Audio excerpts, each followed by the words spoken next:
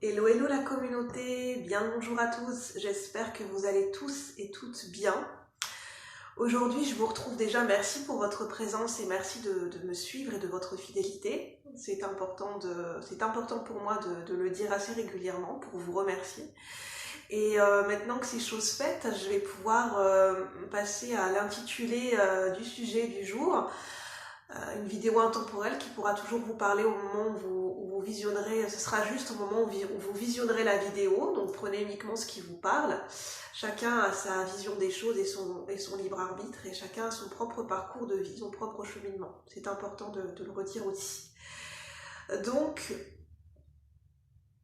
aujourd'hui je ressens l'inspiration par rapport à une prise de conscience qui est en train de mûrir en moi. Une prise de conscience qui a commencé à faire un fil conducteur qui a commencé, oui on va dire ça, c'est en fait un fil rouge, un fil conducteur qui s'est construit au fur et à mesure des mois.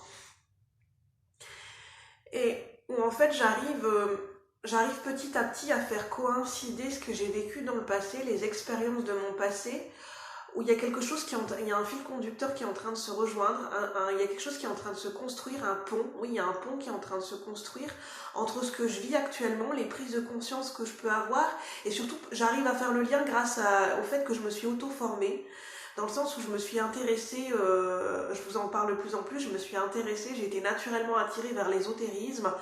vers la spiritualité, vers la guérison de l'âme, vers l'énergétique, j'ai été amenée à m'intéresser aux vies antérieures, et c'est quelque chose qui résonne de plus en plus, et c'est quelque chose où je commence à avoir des connaissances qui sont en train de se faire petit à petit sur les vies antérieures, par rapport à ma propre guidance intérieure, et par rapport au parcours, par rapport à mon cheminement, où est-ce que j'en suis aujourd'hui et les leçons que j'ai pu en retirer du passé, là où j'en suis aujourd'hui. Et en fait, il y a un fil conducteur qui est en train de se faire, c'est que j'ai commencé à percevoir petit à petit, et c'est seulement maintenant que j'arrive à faire le lien de pourquoi j'ai toujours vécu dans ma tête, pourquoi j'ai ce rapport qui est conflictuel et anxieux avec le monde matériel, et de me rendre compte qu'en fait, je suis pas du tout ancrée à la terre comme on dit, j'ai pas cet ancrage qui est solide à la terre, et j'ai pas cet équilibre entre ma spiritualité et le monde matériel et le monde terrestre, et que je ne suis pas je suis pas présente vraiment pleinement et totalement dans mon corps physique. Et en fait, au fur et à mesure du temps, je me suis rendu compte qu'effectivement, en m'intéressant notamment aux vies antérieures, je me suis rendu compte que j'avais des difficultés à accepter mon incarnation. Je suis tombée sur des partages, sur des vidéos, sur des soins qui parlaient du refus d'incarnation, de cette difficulté, de ce rejet ou de ce refus qu'on peut ressentir à l'intérieur vis-à-vis de son incarnation physique et terrestre. Et c'est un sujet qui est particulièrement délicat, le refus d'incarnation, parce que c'est quelque chose de complexe à expliquer, parce que ça prend en compte beaucoup de paramètres dans notre réalité physique, mais pas que. Il y a des connaissances par rapport à l'âme, par rapport à ce que notre âme a vécu antérieurement, il y a des choses qu'on ne sait, il y a des mystères, il y a des choses qu'on ne peut pas toucher, qu'on ne peut pas vraiment palper, il y a pas de preuves concrètes,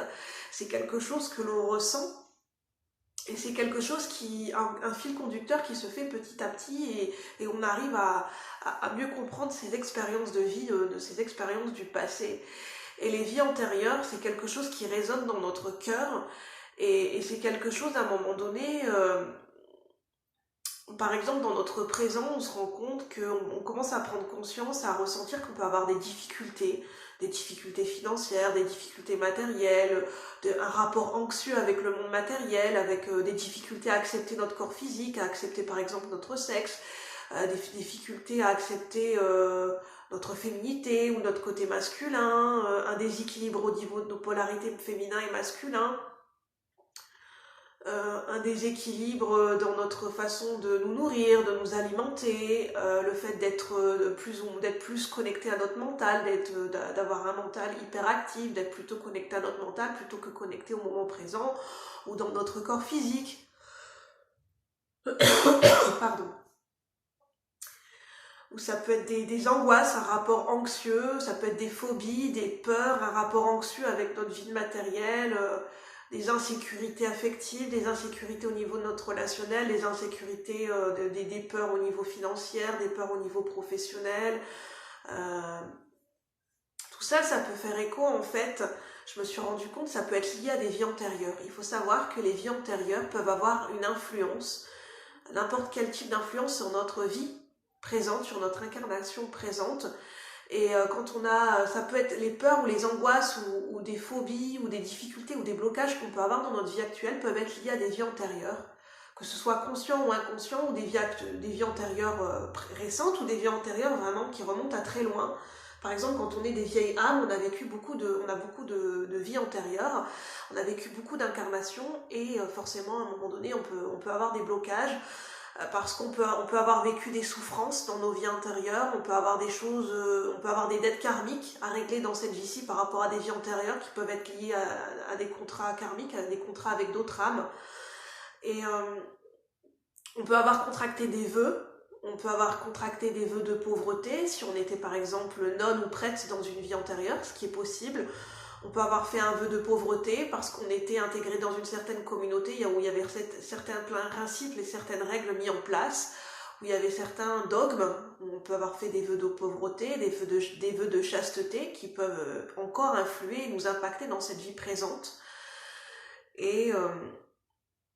on peut à la limite, si vous le souhaitez, par hypnose, par méditation, essayer d'avoir accès à ces vies antérieures, ou bien faire appel à un chaman, ou faire appel à quelqu'un qui est spécialisé dans les hypnoses régressives en vie antérieure. Si ça vous parle, bien sûr, prenez uniquement ce qui vous parle. Et vous avez votre libre arbitre et votre vision des choses, et vous le ressentirez si ça résonne au plus profond de votre cœur et de votre âme. Vous aurez des messages de votre âme. Et je veux vous parler aussi de l'énergie de la boucle et l'énergie du cercle, de trouver, soit on se positionne, on le voit comme un cercle vicieux ou comme un cercle vertueux, de trouver le juste milieu, l'équilibre pour que ça devienne un cercle vertueux, d'être dans cette énergie de cercle vertueux. C'est-à-dire que quand on est trop dans son mental, c'est lié à des peurs ou à des angoisses. Par exemple, ça peut être lié à une difficulté, à une peur de s'incarner physiquement, de s'incarner dans notre réalité physique, d'une difficulté à accepter son incarnation terrestre qui peuvent être liées à des peurs et des souffrances ou des angoisses ou des traumatismes qu'on a vécu dans notre passé ou dans des vies antérieures, qui expliquent qu'on revit ces insécurités et on peut avoir, on ressent comme un danger qui est pour nous, qui est réel, ou ce serait un danger de s'incarner physiquement. Parce que dans nos vies antérieures, on a peut-être vécu des guerres, des conflits, et on avait peut-être vécu dans des périodes de guerre, dans des périodes d'inquisition, dans des périodes où on a peut-être été emprisonné, enfermé, torturé, ou par exemple où on a été traqué par certains dogmes religieux, ou par exemple on était médium, on avait certaines capacités, où on était guérisseur ou femme médecine,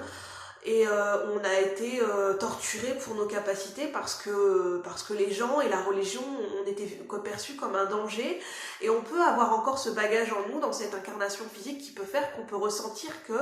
comme si on peut ressentir qu'il y a un danger, une insécurité, ou un danger réel, un danger de mort, un danger imminent de s'incarner dans notre réalité physique, et c'est ça qui peut aussi provoquer des blocages. Et c'est bien peut-être d'en prendre conscience qu'effectivement on peut être bloqué par des vies antérieures par rapport à ça, et que voilà, on a vécu des vies antérieures qui n'ont pas été simples, qui ont été même douloureuses, et qui peuvent d'en prendre conscience que ça peut être lié à des vies antérieures. Et quand on est dans son mental, quand on a des difficultés ou un refus de s'incarner, ou vraiment un gros blocage, parce qu'on ressent qu'il y a un blocage, comme moi-même, on ressent un blocage, on a envie d'aller vers cette acceptation, et on a envie de s'ancrer dans notre vie de tous les jours, de s'ancrer à la terre, mais on ressent comme un blocage. On a du mal, et on ressent comme une barrière, un blocage. Et en fait, ce qui se passe, c'est que quand on ne s'ancre pas à la terre, quand on n'est pas ancré, on peut pas s'ancrer, on peut pas ressentir cette solidité, cet équilibre solide à l'intérieur de nous-mêmes, et on ne peut pas se sentir vraiment, on ne sent pas ce socle, on n'est pas ancré, on n'est pas, comment dire, on ne ressent pas cette solidité, cet ancrage puissant à l'intérieur de nous-mêmes et à l'extérieur de nous-mêmes quand on est dans son mental en fait. Et ce qu'il faut savoir, c'est qu'effectivement il y a des peurs, mais ça peut devenir un cercle vicieux parce que si on reste dans nos peurs, dans ces insécurités et qu'on se raccroche à notre mental parce que ça nous rassure, en fait on perpétue ces peurs et cette insécurité